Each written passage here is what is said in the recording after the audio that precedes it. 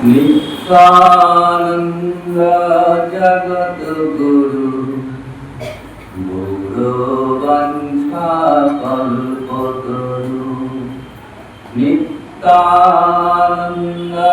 जगत गुरु गौरवंशा कल्पतरु प्रभु सीतानाथ पंडित श्रीवान प्रभु सीतानाथ पंडित श्रीवान गौरमार गदाधर नित्यानंद जगत गुरु गौरवंशा कल्पतरु प्रभु सीतानाथ पंडित श्रीवान गौरमार गदाधर गौर भज गौर गुणधाम राम भज नित्यानंद राम गौर भज गौर गुणधाम राम भज नित्यानंद राम गौर भज गौर गुणधाम राम भज नित्यानंद राम।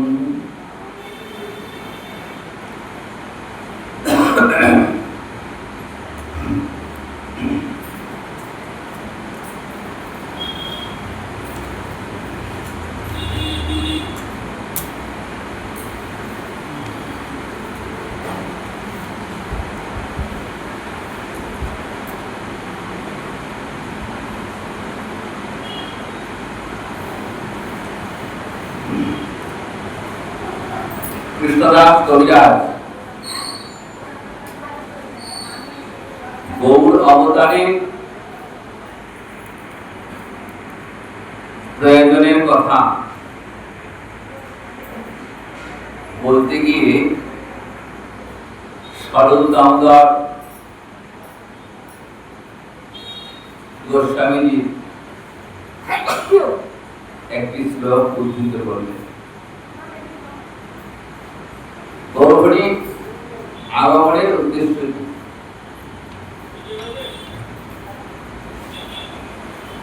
তো সেই প্রসঙ্গে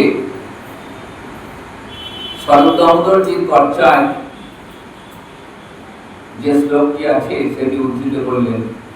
রাধা কৃষ্ণ প্রণয় বিধি রাধি শক্তি রসনাথ একাত্মানৌ অপি ভুবি পুরা দেহ ভেদং গতৌতৌ চৈতন্যক্ষং প্রকটামধুনা তদ্বয়ং ঐক্যমাপ্তং রাধা ভাবধুনি সুমলিতং নৌমি কৃষ্ণ স্বরূপম। বলছেন যে গৌর তত্ত্ব, এই গৌর তত্ত্বটি জানতে গেলে আগে আমাদের রাধা তত্ত্বটি জানতে হবে। কারণ গৌর হরি আর কেউ নন, রাধা কৃষ্ণ এক আত্মা, দুই দেহধরী, অনন্য বিলাসে রস আস্বাদন। তাহলে গৌর হরিকে তিনি আর কেউ নন, তিনি রাধারানীর ভাবকান্তি অঙ্গীকার করে কলিতে শচীগর্ভ সিন্ধু আজ অবতীর্ণ হয়েছেন। তাই গৌর তত্ত্ব বা গৌর অবতারের প্রয়োজন এটি জানবার আগে আমরা শ্রীমতী রাধারানীর স্বরূপটা একবার দেখি। আজ আমরা রাধা মাধব মন্দিরে রাধা মাধবের সামনে আমরা সমবেত হয়েছি। তাই রাধারানীর স্বরূপটি আমাদের বিশেষভাবে জানা প্রয়োজন। রাধারানী কে না বলছেন, রাধারানী গোবিন্দের রাগিনী শক্তি।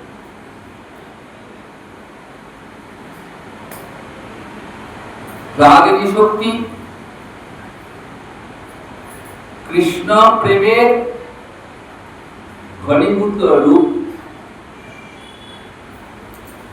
কৃষ্ণ প্রণয় প্রকৃতি, রাধা কৃষ্ণ প্রণয় প্রকৃতি। এই বিকৃতি শব্দের অর্থ বিকার, কিন্তু এখানে বিকার শব্দে বিকৃতি নয়, বললেন পরিপাক দশা। কৃষ্ণ প্রেম জমাট বেঁধে রাধা মূর্তি পরিগ্রহ করেছে। কৃষ্ণ প্রেম জমাট বেঁধে রাধা মূর্তি পরিগ্রহ করেছে। ঠিক যেমন করে তরল বস্তু ধীরে ধীরে গাঢ় রূপ ধারণ করে, ঠিক যেমন করে ইক্ষুরস বা আখ ঘনীভূত হয়ে সীতামিশ্র অর্থাৎ মিষ্টিতে পরিণত হয়, ঠিক সেই রকম কৃষ্ণ প্রেম জমাট বেঁধে রাধা মূর্তি পরিগ্রহ করেছে। তাই রাধারানী কৃষ্ণের রাগিনী শক্তি। এই রাগিনী কথার অর্থ আনন্দিনী, যিনি গোবিন্দকে নিরন্তর আনন্দ দান করে চলেছেন। কৃষ্ণকে করায় শ্যাম রস মধুপান। এই শ্যাম রসটি কি?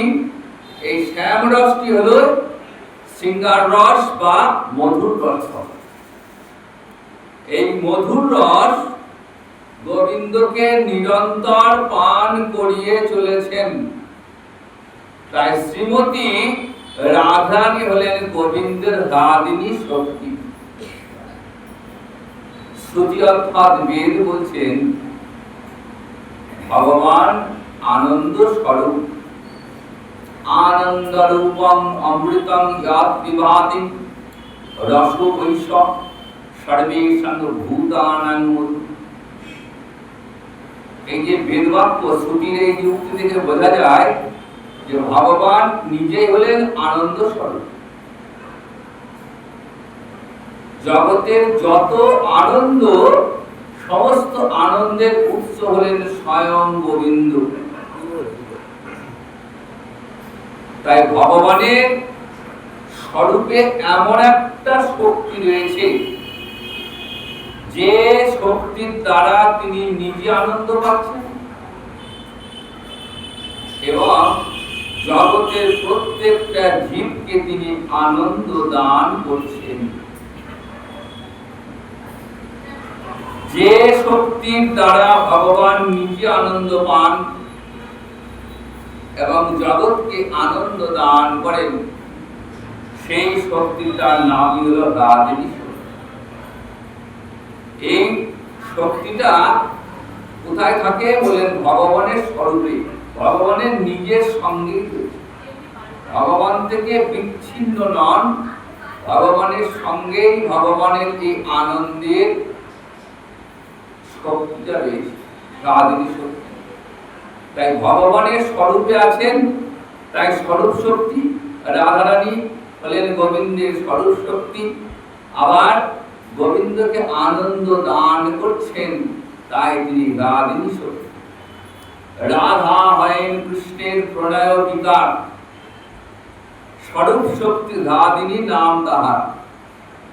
তাই স্বরূপে আছেন বলে স্বরূপ শক্তি, আবার আনন্দ দান করছেন বলে তিনি হলেন রাগিনী শক্তি।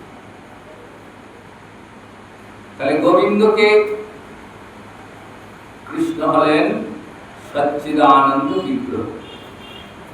ঈশ্বর পরম কৃষ্ণ সচ্চিদানন্দ বিগ্রহ, অনাদির আদি গোবিন্দ সর্ব কারণ। তিনি সচ্চিদানন্দ বিগ্রহ, তিনি অনাদি, তিনি সকলের আদি। তিনি হলেন সমস্ত কারণের কারণ, সচ্চিদানন্দময়, সৎ, চিৎ এবং আনন্দ। সৎ মানে সন্ধিনী শক্তি, অর্থাৎ তিনি হলেন সন্ধিনী শক্তির উৎস। এই সন্ধিনী শক্তি কারা? ভগবানের যারা পিতা মাতা, স্থান, গৃহ, শয্যা, আসন, এগুলো হচ্ছে সন্ধিনী শক্তি। ভগবান যখন যে রূপে লীলা করেন তখন ভগবানের সঙ্গে এই সমস্ত সন্ধিনী শক্তির পরিবার ভগবানের সঙ্গেই আসে। চিৎ শব্দের অর্থ বললেন জ্ঞান। তিনি হলেন সমগ্র জ্ঞানের উৎস, তিনি হলেন চৈতন্য স্বরূপ। তিনি আছেন বলেই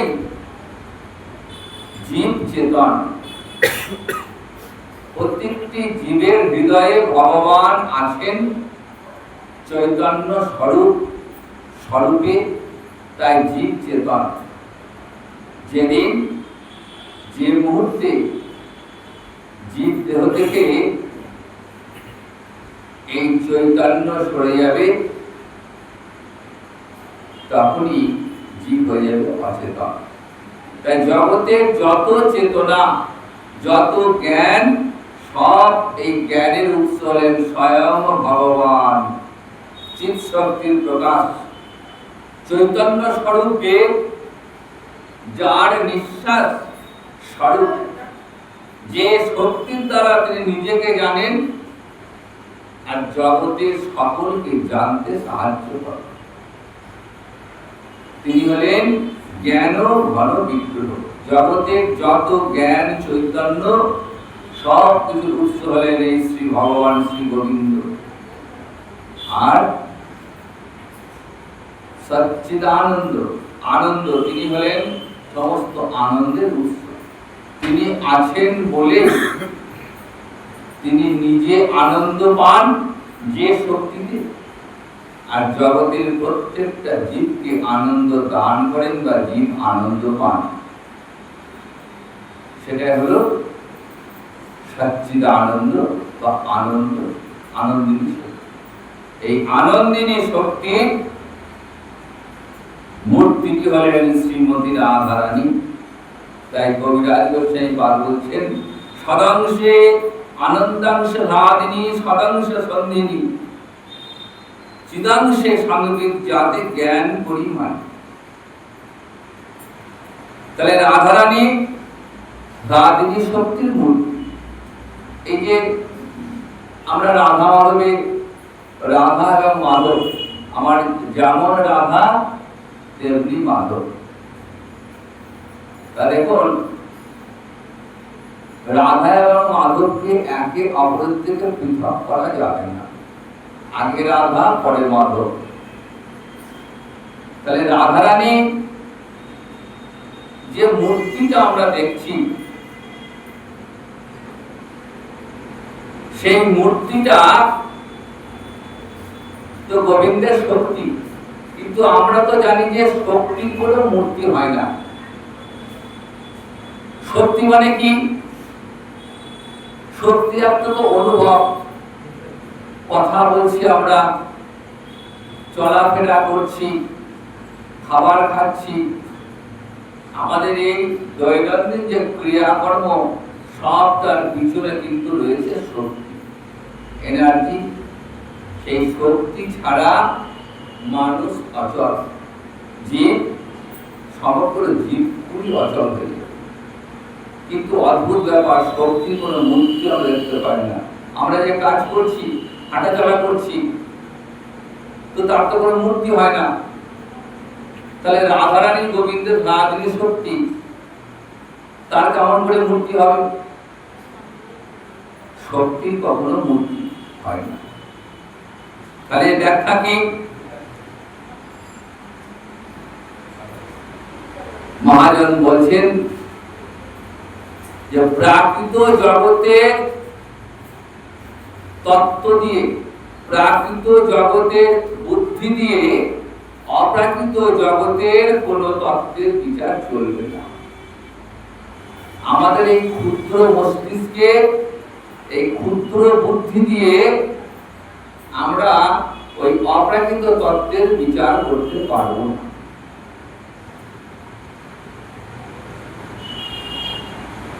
সুতরাং আমাদের শাস্ত্র বলছে যে শক্তির দুটো রূপ, একটা মূর্ত, একটা অমূর্ত। মূর্ত কখন? যখন তিনি অমূর্ত, তখন তিনি শক্তিমানের সঙ্গে অভিন্ন, সর্বশক্তিমান পরমেশ্বর।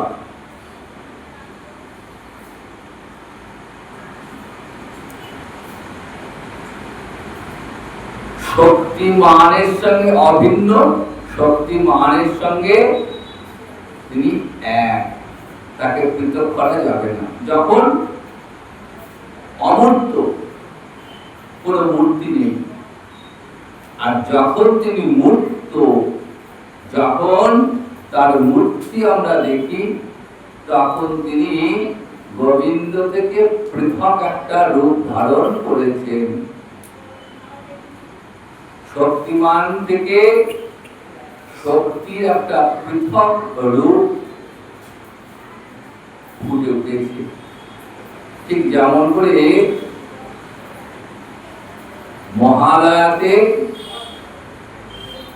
আমরা দেখি দেবী দুর্গা যে মূর্তি,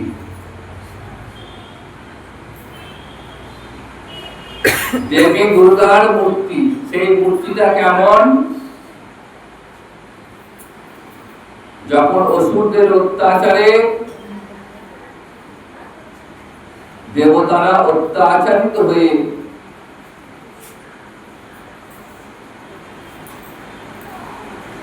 বিষ্ণুর কাছে গেলেন, ব্রহ্মার কাছে গেলেন, ব্রহ্মা সমস্ত দেবতাদের নিয়ে গেলেন বিষ্ণুর কাছে,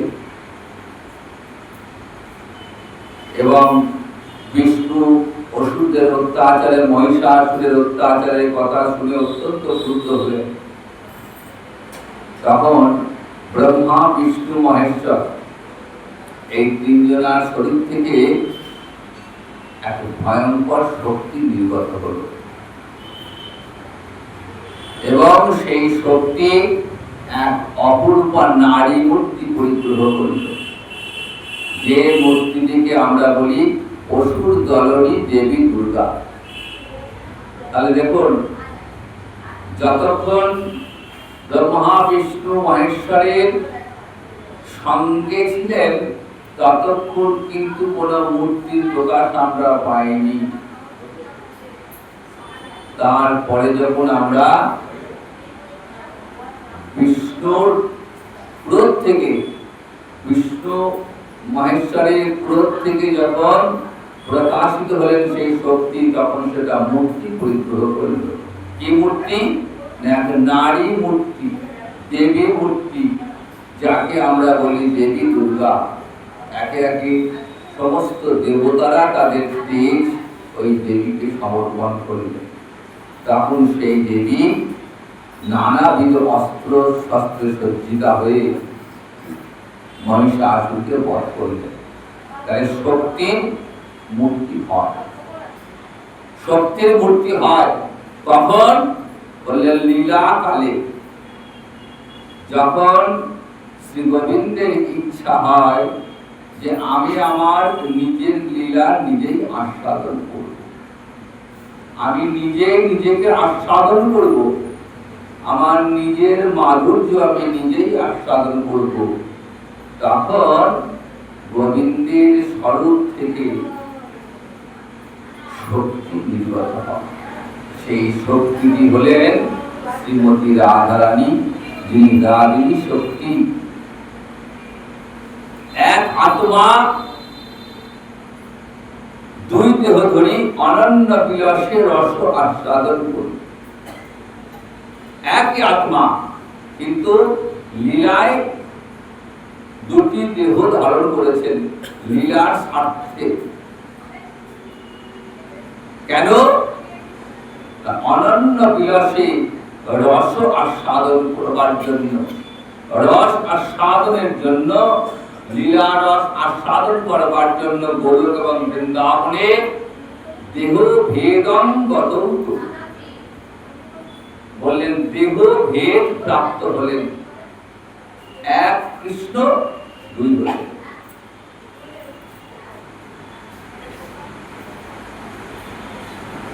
বিষয়টি হলেন কৃষ্ণ, আর আশ্রয় হলেন তারই গাদিনী শক্তি শ্রীমতী রাধারানী।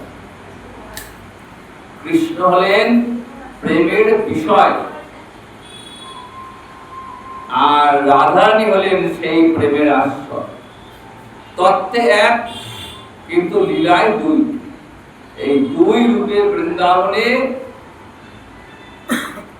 অনন্য রস বৈচিত্র্য আস্বাদন করবে। অনন্ত রস বৈচিত্র্য, অনন্ত মানে কোন শেষ নেই। গোলকের লীলাকে ভুলোকে নামিয়ে এনেছেন বৃন্দাবনে। এমন এমন সব লীলা করলেন যে সমস্ত লীলার মাধুর্য ব্রহ্মাদি দেবগণ পর্যন্ত মোহিত হয়ে রয়েছে। এত করার পরেও, এত রস আস্বাদনের পরেও কিন্তু গোবিন্দের অন্তরে তৃপ্তি যেন মিলল না। তিন বাঞ্ছা অপূরণ থেকে কৈছন্ন রাধা প্রেমা, কৈছন্ন মধুরিমা, কৈছন্ন সুখে কি হব। গোবিন্দ ভাবছেন যে আমি তো রাধারানীকে ভালোবাসি, আবার রাধারানীও আমাকে ভালোবাসে, কিন্তু আমি রাধারানীকে ভালোবেসে অন্তরে যে সুখ আস্বাদন করি তার থেকেও কোটি কোটি গুণ সুখ আস্বাদন করেন শ্রীমতী রাধারানী। তাহলে রাধারানীর প্রেমের মধ্যে এমন কি আছে যা আমার মতো পুরুষোত্তমকেও নাড়িয়ে দিয়েছে? জগতে এমন কোন নারী নেই, এমন কোন পুরুষ নেই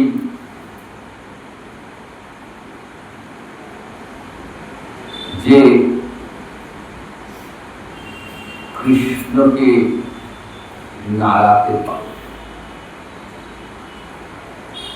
তাহলে রাধারানী তার প্রেমের এমন কি মহিমা, এমন কি মাধুর্য যে আমার মতো পুরুষোত্তমকেও নাড়িয়ে দিয়েছে। সেটা জানবার ইচ্ছা শ্রী গোবিন্দের। কৈছন্ন রাধা প্রেমা, প্রথম বাঞ্ছাটি কি বললেন যে আমার রাধারানী শক্তি রাধারানী, সেই রাধারানীর প্রেমের মহিমাটি কেমন।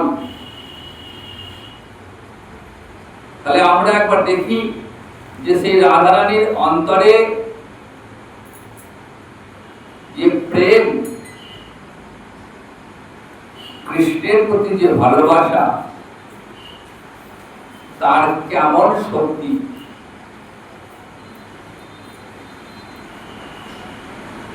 সেই শক্তিটি কেমন? গোবিন্দ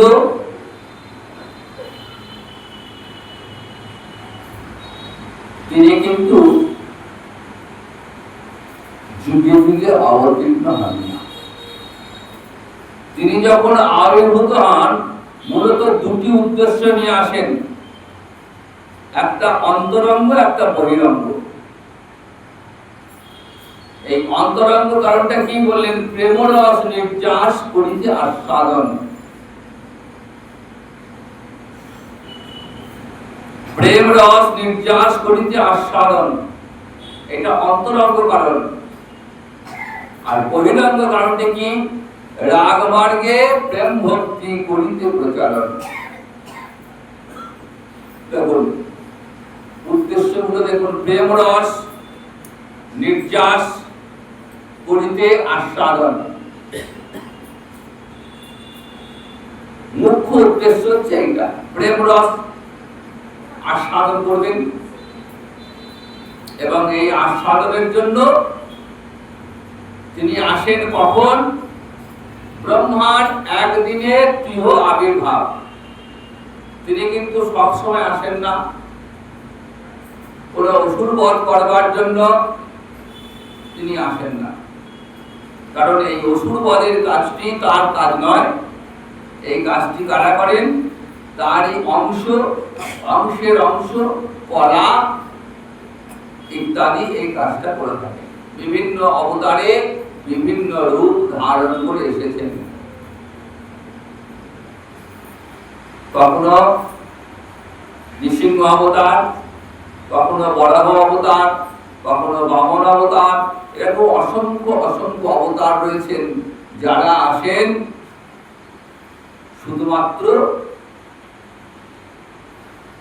ধর্মকে স্থাপন করবার জন্য। যখনই যুগে যুগে ধর্ম ভুলুণ্ঠিত হয়েছে, অধর্মের কাছে ধর্ম পরাজিত হয়েছে, তখন পুনরায় ধর্মকে স্থাপন করবার জন্য স্বয়ং ভগবান তার অংশ, অংশের অংশ রূপে আসেন। যদা যদা হি ধর্মস্য গ্লানির্ভবতি ভারত অভ্যুত্থানং অধর্মস্য তদাত্মানং সৃজাম্যহম। বলেন আমি সৃজন করবার জন্য আমি আসি, তবে নিজে আসি না, আমারই অংশ, অংশের অংশ কলার। আর স্বয়ং ভগবান কখন আসেন? ব্রহ্মার একটা দিন। এই ব্রহ্মার একদিনটা কেমন? সত্য, ত্রেতা, দাপর, কলি, এই নিয়ে চারটে যুগ, একে বলা হয় চতুর্যুগ। এরকম ৭১টা চতুর্যুগ এলে একটা মন্বন্তর হবে। এরকম ১৪টা মন্বন্তরে ব্রহ্মার একদিন। এই একদিনে সৃষ্টি, দিনের সৃষ্টি, রাতে ধ্বংস। এইভাবে আবার যুগ ঘুরতে ঘুরতে ঘুরতে ঘুরতে ৭১টা মন্বন্তর পেরিয়ে আবার রাত হবে, তখন আবার ধ্বংস। এইভাবে সৃষ্টি আর ধ্বংসের গেছে। তো এই ব্রহ্মার একদিনে স্বয়ং ভগবান অবতীর্ণ হন। কেন না? প্রেম রস নির্যাস আস্বাদন করতে। বৈবস্বত মন্বন্তর এর অষ্টাবিংশতি দাপরে নন্দ নন্দন রূপে স্বয়ং ভগবান শ্রীহরি এলেন।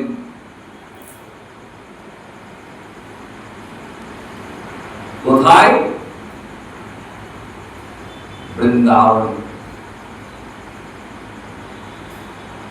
কি উদ্দেশ্য? না প্রেম রস আস্বাদন করতে। এর আগে এসেছেন, অনেক অনেক অবতারে এসেছেন,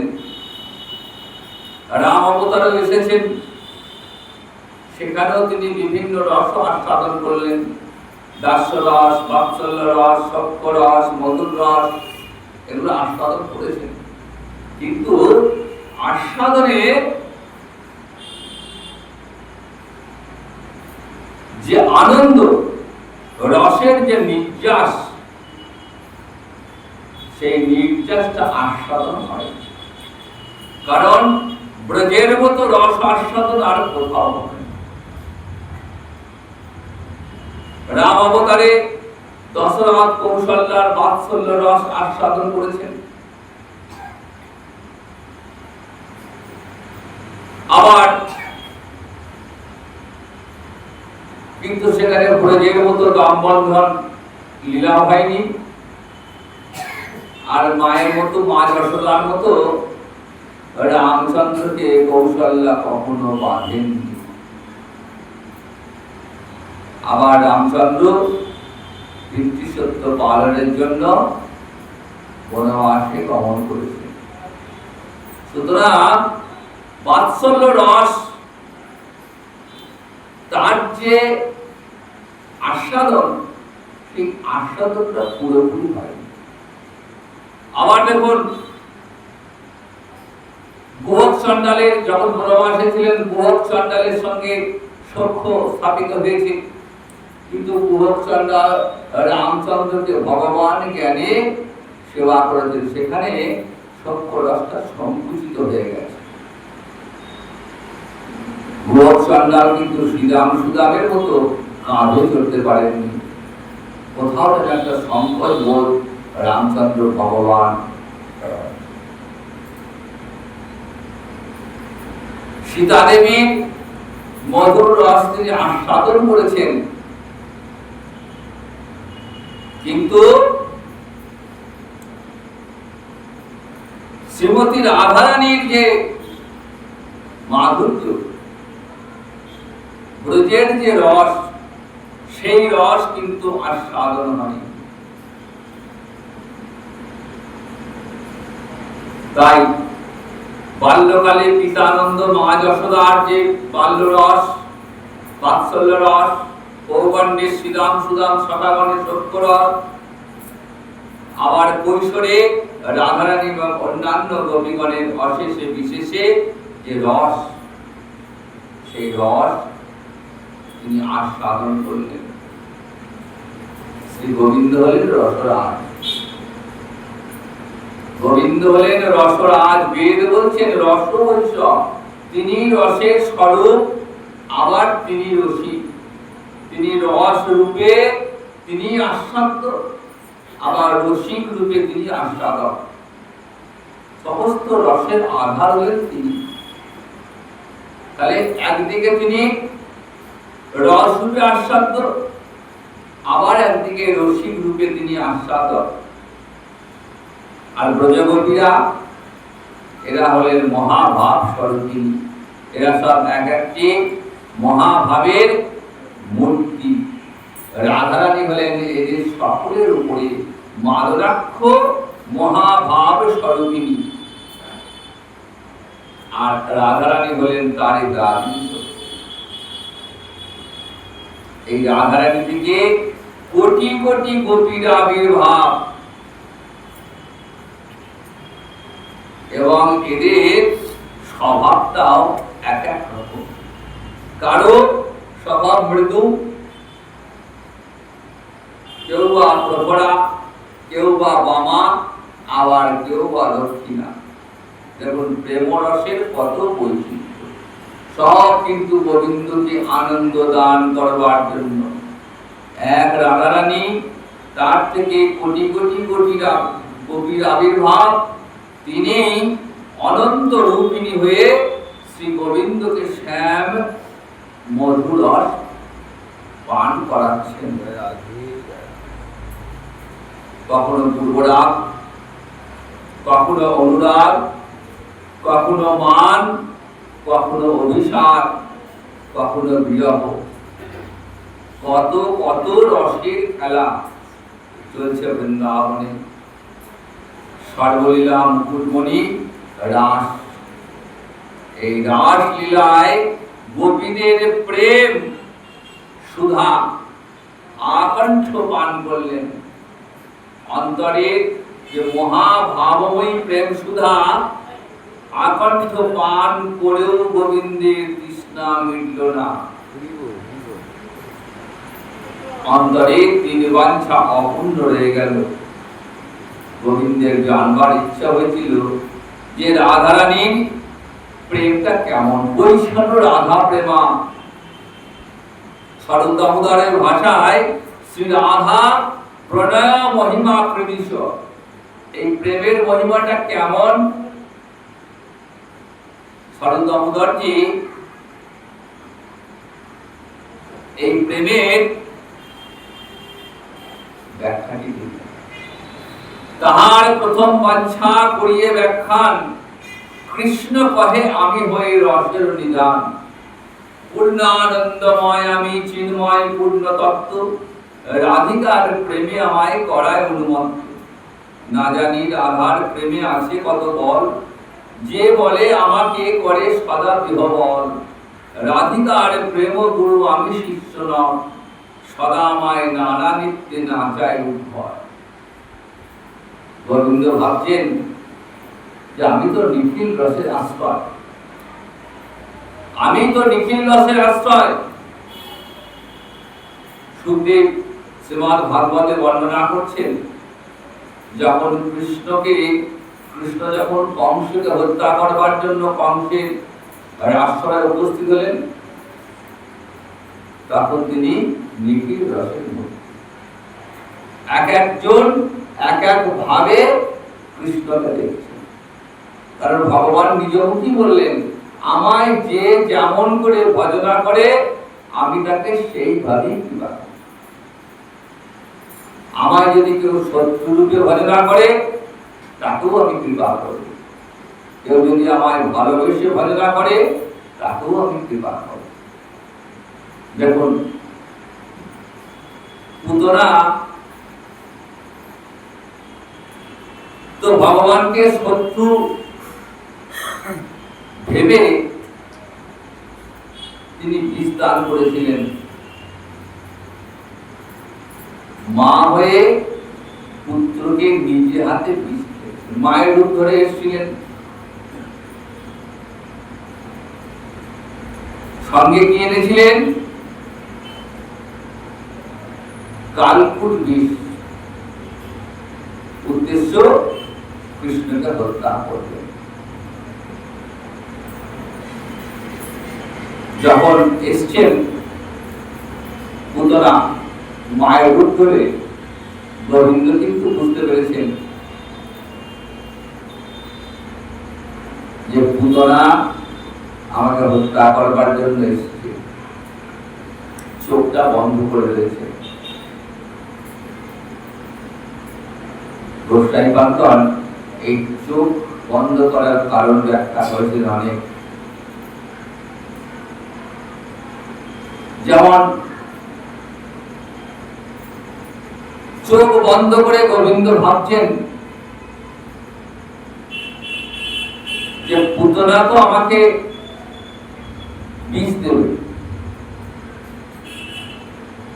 স্তনবৃন্দে কালকুট বিষ মিশিয়ে দিয়েছেন, আর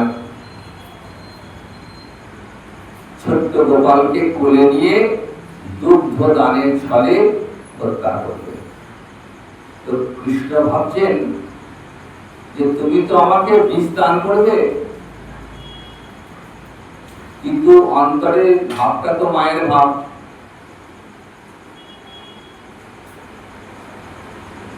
তুমি আমায় বিষ দিলেও আমি তোমায় অমৃত দান করব।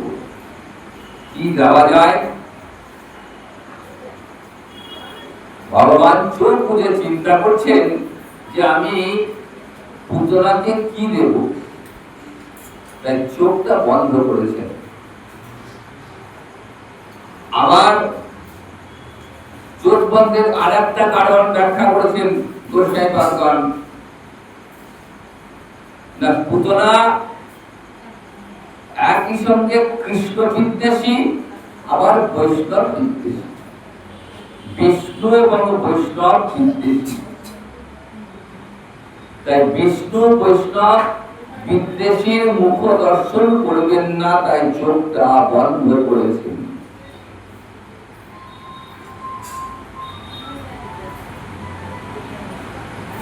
যারা বিষ্ণু বিদ্বেষী, যারা বৈষ্ণব বিদ্বেষী, তাদের মুখ দর্শন করা শাস্ত্রে মহাপাপ বলে বর্ণনা করা হয়েছে।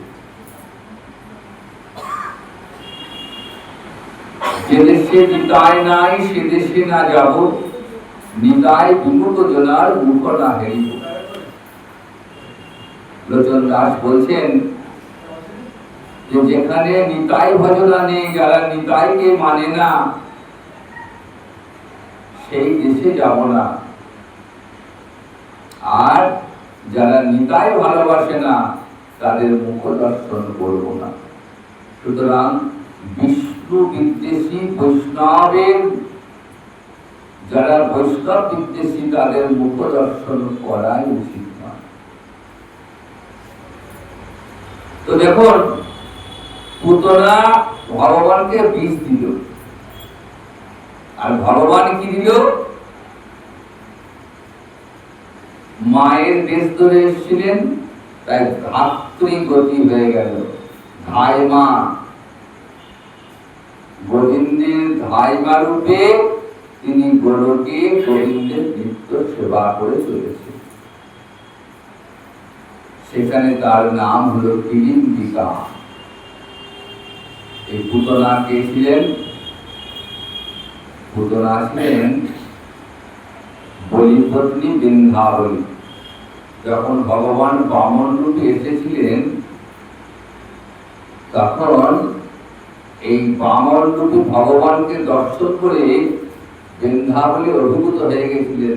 মনে মনে ভেবেছিলেন, যদি আমার এরকম একটি পুত্র হতো।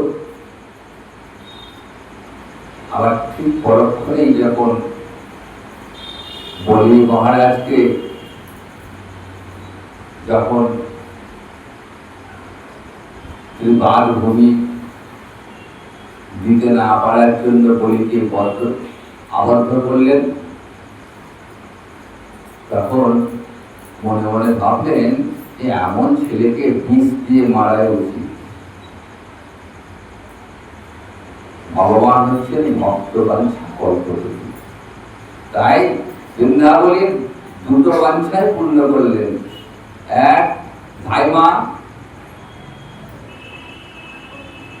গতি দান করলেন। পুত্র বাসনা ছিল অন্তরে, সেই বাসনা মিটল। আবার চেয়েছিলেন বিষ দিতে, তাই পুতনা মায়ের রূপ হয়েছে, ভগবানকে বিষ খাইয়েছেন। তাই ভগবান বলছেন, আমি হলাম নিরাবরণ ব্রহ্ম। কাঁচবিহীন লণ্ঠনে যেমন স্পর্শ করলে হাতটা পুরো, সে শিশুই হোক বা বয়স্ক যেই হোক না কেন, কাঁচবিহীন লণ্ঠন, কাঁচ নেই এমন একটা লণ্ঠনে হাত দিলে হাতটা, কারণ আগুনের ধর্মই হচ্ছে পোড়ানো। এখন যদি আগুনকে দোষ দিই, যে বয়স্ক মানুষরা জেনে শুনে হাত দিয়েছে, কিন্তু একটা শিশু, তার তো কোনো জ্ঞান নেই, তুমি তাকেও পুড়িয়ে দিলে, তার হাতটা পোড়ালে। আগুন কি বলবে যে দেখো, এটা আমার কিছু করার নেই, আমার ধর্মই হচ্ছে তাপ দেওয়া, আমাকে যে স্পর্শ করবে তার তাপ লাগবেই। তো ভগবান হলেন সেরকম নিরাবরণ। বলছেন, আমাকে যে যেমন ভাবে ডাকবে সে তেমন কৃপা পাবে। কেউ যদি আমায় শত্রু ভাবে সেও কৃপা পাবে, আর কেউ যদি আমায় বন্ধু ভাবে সেও কৃপা পাবে। পুতনা তার প্রমাণ, শিশুপাল তার প্রমাণ। শিশুপাল কে ছিলেন? শ্রীকৃষ্ণের পিসির ছেলে। তো শিশুপাল যখন যুধিষ্ঠির রাষ্ট্রীয় যজ্ঞ করলেন, সেই যজ্ঞে তিনি সমস্ত রথী মহারাজদের আমন্ত্রণ জানিয়েছেন। বিভিন্ন রাজ্যের রাজা এবং শ্রীকৃষ্ণ এসেছেন। যজ্ঞের পাত্র কাকে দেবেন? যে রাজসভায় শ্রেষ্ঠ ব্যক্তি তাকেই দেওয়ার নিয়ম। এখন যুধিষ্ঠির বুঝতে পারছেন এই রাজসভাতে একমাত্র শ্রীকৃষ্ণই শ্রেষ্ঠ, এই যোগ্য পাত্র পাওয়ার অধিকারী একমাত্র স্বয়ং শ্রীকৃষ্ণ, কিন্তু বলতে পারছেন না। তখন ভাই সহদেব বলছেন যে দাদা, অত চিন্তার কারণ নেই, এই সভাতে একমাত্র শ্রীকৃষ্ণই যোগ্য ব্যক্তি, তাকে সঙ্গে সঙ্গে শিশুপাল উঠে দাঁড়িয়ে এই প্রতিবাদ জানিয়েছেন আর কৃষ্ণকে গাল বন্ধ করতে হবে। ভীম যত গাল দিচ্ছে, যত গালিগালাজ করছে, ভীম উৎসাহ দিচ্ছে শিশুপালকে। কারণ শিশুপালের মাকে শ্রীকৃষ্ণ কথা দিয়েছিলেন যে তোমার ছেলের 100টা অপরাধ আমি ক্ষমা করব, এরপরে কিন্তু আমি ক্ষমা করতে পারব। শিশুপালের মা এটা জেনে আশ্বস্ত ছিলেন যে আমার ছেলে 100 অপরাধ করার ক্ষমতা নেই। যখন জন্ম হয় শিশুপালে, তখন বিকৃত রূপে জন্মগ্রহণ করেছিলেন। তো শ্রীকৃষ্ণের কৃপায় শিশুপাল সুস্থ দেহ লাভ করেছিল। তখনই মা কৃষ্ণের কাছে এই প্রতিশ্রুতি আদায় করেছিল। কিন্তু 100 অপরাধ করলে তার পতন হয়ে যাবে, তাই ভীম তাকে উৎসাহ দিচ্ছেন তুমি আরো বেশি করে গালিগালাজ করো। এইভাবে যখন 100টা অপরাধ হয়ে গেল, শ্রীকৃষ্ণের সুদর্শন চক্র দিয়ে শিশুপালের দেহ থেকে ঘরটাকে আলাদা করেছিল। আর সকলে দেখল একটা অদ্ভুত দৃশ্য, শিশুপালের দেহ থেকে একটা জ্যোতি বেরিয়ে এসে শ্রীকৃষ্ণ চরণটা প্রদক্ষিণ করে ওই চরণের বেরিয়ে চলে গেল। তাহলে শিশুপাল ভগবানকে গাল দিয়েও, গালিগালাজ করেও কিন্তু মুক্তি পেলেন। যে সে মুক্তি নয়, একদম কৃষ্ণ চরণ পত্র লাভ করিলেন। তাই ভগবান তিনি নিখিল রসের আশ্রয়, তাকে যে যেমন ভাবে ডাকবে, যে যেমন ভাববে, তিনি তাকে সেইভাবে কৃপা করবেন। যখন কংসের রাজসভায় কংসকে এসে উপস্থিত হয়েছেন, তখন যারা যোদ্ধা কৃষ্ণের বিরুদ্ধে যারা যুদ্ধ করবে, তারা দেখছেন যেন শ্রীকৃষ্ণ স্বয়ং বজ্র। যারা পিতা মাতা রয়েছেন, সাধারণ মানুষ, তারা দেখছেন নরশ্রেষ্ঠ রূপে। যারা পিতা মাতা রয়েছেন, তারা ভাবছেন স্নেহ সন্তান রূপে। রমণীগণ দেখছেন সাক্ষাৎ কামদেব মদন। যারা অসৎ রাজা, তারা দেখছেন আমার সামনে সাক্ষাৎ যম দাঁড়িয়ে। আর কংস দেখছেন সাক্ষাৎ বিষ্ণুকে। যোগীরা দেখছেন শ্রীকৃষ্ণ যেন পরম তত্ত্ব। এক একজন এক এক রকম ভাবে গোবিন্দকে দর্শন করছে। এই যে নিখিল রসের মূর্তি, গোবিন্দ হলেন নিখিল রসের আশ্রয়। রসশাস্ত্রে মোট 5টা মুখ্য রস এবং 7টা গৌণ রস রয়েছে। এই 5টা মুখ্য রস কি? শান্ত, দাস্য, সখ্য, বাৎসল্য, মধু। আর 7টা গৌণ রস রৌদ্র, হাস্য, নীল, ভয়ানক, এইগুলো বলা হয় গৌণ রস। শ্রীকৃষ্ণ হলেন এই 12টা রসের মূর্তি। ভক্তি রসামৃত সিন্ধুতে বললেন অখিল রসামৃত মূর্তি। তিনি আনন্দময়। শ্রুতি তাকে বারবার আনন্দময় পুরুষ বলে অভিহিত করলেন। বললেন তাকে ভজনা করলে জীব আনন্দিত হয়। জগতে যত আনন্দ আছে, সমস্ত আনন্দের উৎস তিনি। তার থেকেই জগৎ আনন্দে মত্ত হয়। আর সেই আনন্দ এই জড়জগতের আনন্দ নয়, সে চিন্ময় আনন্দ। সেই আনন্দে এক কণা লাভ করলেই, যদি কেউ এক কণা লাভ করে, তাহলে সে কৃষ্ণ প্রেমে পাগল হয়ে যায়। ব্রহ্মাদি দেবগণ এই কৃষ্ণ প্রেমে এক কণা লাভের জন্য মুখিয়ে রয়েছেন। ধ্রুব, প্রহ্লাদ, মহারাজ অম্বরীশ এই কৃষ্ণানন্দের এক কণা লাভ করে পার্থিব আনন্দকে তুচ্ছ করেছেন। ভজনানন্দে নিমগ্ন হয়েছেন। এই ত্রিজগৎকে তিনি আনন্দ দান করেন। তার প্রেমে সমগ্র জগৎ মাতোয়ারা। আর কি আশ্চর্য, রাধারানীর প্রেম তাকে মত্ত করে তুলেছে। যার প্রেমে ত্রিজগৎ আত্মহারা, যার প্রেমে ত্রিজগৎ মাতোয়ারা, আর সেই গোবিন্দ কিনা রাধারানীর প্রেমে উন্মত্ত। রাধিকা প্রেমে আমায় করায় উন্মত্ত। আমি জানি না রাধারানীর প্রেমে কি অসীম শক্তি, আমার মতো পুরুষোত্তমকে উন্মত্ত করে তুলেছে। রাধারানীর প্রেমে আমি যেন বিহ্বল হয়ে গেছি, যেন মনে হচ্ছে রাধারানী প্রেমই আমার গুরু, আর আমি তার শিষ্য নয়। তিনি আমায় যেমন করে আমাকে নাচাচ্ছেন, আমি তেমনি করেই নাচছি।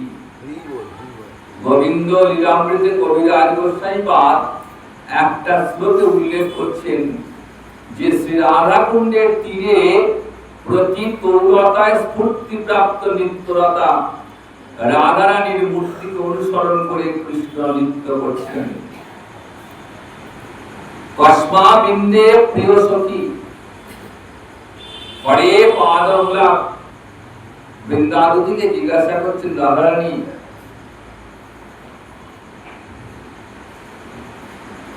কসমা বিন্দে প্রিয় সখী তুমি কোথা থেকে আসছো? আমি শ্রীহরির চরণ তল থেকে আসছি। কোথাও যাচ্ছ? কুন্দারণ্যে কিমিহ কুরুতে নিত্য শিক্ষাং গুরু কক তং তন্মূর্তি প্রতিতুর্গাতাং দিগ্বিদিক্ষু স্ফুরন্তি শৈল শিব ভ্রমতি করিত নর্তন্তি সপশ্চাৎ। গোবিন্দ গোচারণে গেছেন, গোচারণ করতে করতে হঠাৎ রাধারানীর কথা মনে পড়ে গেছে। দাদা বলদেবকে বললেন যে তুমি একটু এদের দেখাশোনা করো, আমি রাধাকুণ্ড থেকে এখনই ঘুরে আসি। এই বলে বৃন্দাবতীকে তিনি অনেক আগে আদেশ দিয়ে রেখেছেন যে শ্রীমতী রাধারানীকে রাধাকুণ্ডে নিয়ে আসার জন্য। আবার শ্রীমতী রাধারানী গোবিন্দকে মিলনের জন্য তার অন্তরে প্রবল আকুতি বৃন্দাকে পাঠালেন, যাও নিয়ে এসো। রাধারানী আসছেন, রাস্তায় প্রতিমধ্যে দেখা হয়ে গেছে, তাই বৃন্দাকে বলছেন, তুমি কোথায়? কসমা-বন্দে প্রিয় সখী, কসমা-বন্দে প্রিয় সখী বৃন্দা, তুমি কোথা থেকে আসছো? বৃন্দা বলছেন, আমি শ্রীহরির চরণ তল থেকে আসছি। তো যাচ্ছ কোথায়? কুতো হস, কৃষ্ণ কোথায়? বৃন্দা দেবী উত্তর দিচ্ছেন যে তিনি রয়েছেন রাধা কুণ্ডের অরণ্যে। তখন শ্রীমতী বলছেন, কি করছেন? বলছেন তিনি নৃত্য করছেন, নৃত্য শিক্ষা করছেন, লাভ করছেন। কে গুরু, কে শেখাচ্ছে? তখন উত্তর দিচ্ছেন যে রাধা কুণ্ডের দিকে প্রতি তরুলতায় নিত্যরত তোমার মূর্তি স্ফূর্তি প্রাপ্ত হচ্ছে। শৈল শিব নর্তকীর ন্যায় তোমার সেই মূর্তি কৃষ্ণকে নাচাচ্ছেন। রাধিকা প্রেম গুরু আমি শিষ্য নর, সদা আমায় নানা নৃত্যে নাচায় উদ্ভট। কি অদ্ভুত! যার প্রেমে তুই জগৎ আত্মহারা, সেই গোবিন্দকে নাচাচ্ছেন রাধারানীর প্রেম। তাহলে দেখুন এই রাধারানীর প্রেমের মহিমা কতটা। শ্রীকৃষ্ণ তো কোনো সাধারণ পুরুষ নন, তিনি হলেন পুরুষোত্তম। বৈকুণ্ঠেশ্বরী লক্ষ্মী পর্যন্ত গোবিন্দকে বশীভূত করতে পারেননি। নারায়ণের 6টা ঐশ্বর্য রয়েছে, কিন্তু 4টি মাধুর্য নারায়ণের নেই। একমাত্র রয়েছেন গোলক বিহারী শ্রী গোবিন্দে। তাই বৈকুণ্ঠেশ্বরী ওই মাধুর্য আস্বাদন করবার জন্য বৃন্দাবনে বিল্লবনে এসে তপস্যা করছেন। আজও বিল্লবন গেলে দেখবেন রাধারানী সেখানে গোলক বৈকুণ্ঠেশ্বরী লক্ষ্মী সেখানে নৃত্য করছেন, সেখানে তপস্যা করছেন। কেন? পরম করুণাময় শ্রী গোবিন্দকে লাভ করবার জন্য। যিনি সত্য স্বরূপ যাকে মিথ্যা কখনো স্পর্শ করতে পারে না, সেই গোবিন্দ আজ রাধারানীকে পাওয়ার জন্য মিথ্যার বেশ ধারণ করলেন। কখনো সূর্য পূজার পুরোহিত, কখনো গোপী সেজেছেন, কখনো নাপিতানি, কখনো মালিনী, কখনো বাবাজিকর, কত কত রূপ ধারণ করেছেন যে তার ইয়ত্তানে। এই রাধারানী বলেন মহাভাবময়ী। তাই ভাবছেন যে রাধারানীকে ভালোবেসে তো আমার অন্তরে আনন্দ হয়, কিন্তু আমাকে ভালোবেসে রাধারানী যেন কোটি কোটি গুণ প্রেম আস্বাদন করেন, কোটি কোটি গুণ। কারণ রাধারানী হলেন প্রেম বিভু। বিভু মানে আকাশ। বিভুরূপী কল্যাণ সদা বিবৃত্তি গুরুরূপী গৌরবচর্যায়া বিভিন্ন মুহুরপ সীতা বক্রেমাপি শুদ্ধ জয়তী গুরত্তি শিরাধিকানুরাগ। বলেন রাধারানী হলেন প্রেম বিভু। বিভু মানে আকাশ, যাকে যার আর বৃদ্ধি পাবার কোনো অবকাশ নেই। আকাশ, আমরা যে আকাশকে দেখি, যেদিকে তাকায় সেদিকে নীল আকাশ, এর উপরে আর কিছু নেই, আমরা দেখতে পাই না। তো রাধারানী বলেন প্রেম বিভু। ওই প্রেম যেন আকাশের ঊর্ধ্বে ক্ষণে ক্ষণে বাড়ে। যতবার কৃষ্ণ দেখেন ততবার যেন মনে হয় আমি নতুন নতুন রূপ আস্বাদন করছি। যত প্রেম তত আস্বাদন, এই আস্বাদনের যেন শেষ নেই। প্রেম গুরু স্বয়ং শ্রী গোবিন্দ পর্যন্ত স্বীকার করলেন যে রাধিকা প্রেম গুরু।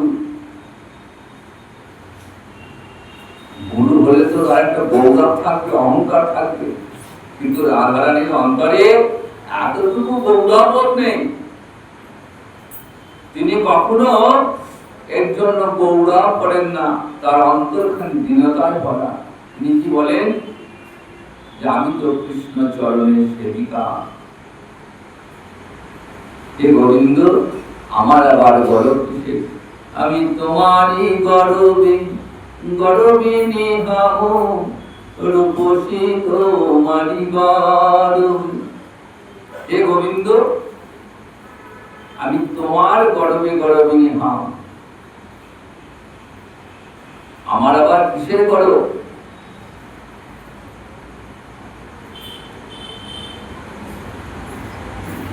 আমি তোমার গরবে গরবিনী, আমি আমার তোমার রূপেতেই আমার গরব। আবার এই প্রেমে কখনো কখনো কৌতুক দেখা যায়, মান, সেই মানটাও গোবিন্দের আনন্দের জন্য।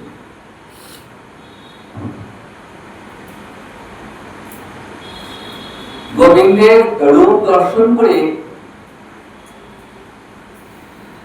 রাধারানী নিজেকে স্থির রাখতে পারেন। যতবার গোবিন্দকে দর্শন করেন ততবারই যেন নতুন নতুন রূপে প্রতীয়মান হয়। যমুনায় গেছেন জল আনতে,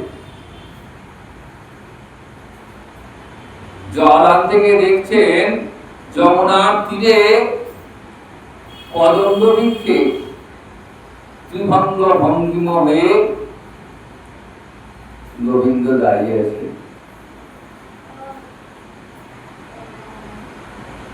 জল আনতে গিয়ে জলের কলসি ফেলে ছুটে এসেছেন, সখীদের কাছে বলছেন যে জানিস সখী, আজ আমি কি দেখলাম, আমার গোবিন্দকে আমি কেমন দেখলাম, কি তার রূপ। সখীরা বলছেন যে কেমন রূপ দেখলি রে? বলে শুনবি। দেখে এলাম তারে সইগ, দেখে এলাম তারে, দেখে এলাম তারে সইগ, দেখে এলাম তারে, একই অঙ্গে এত রূপ নয়নে না ধরে। জানিস সখী, বলে বাবা, দেখলাম যে এক অঙ্গে এত রূপ হয়, কোন মানুষের এমন রূপ হয়?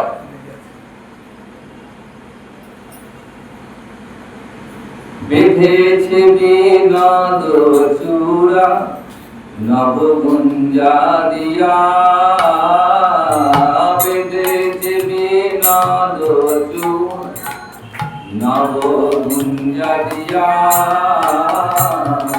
উপরে মধুর পাতা বামে হেলাইয়া,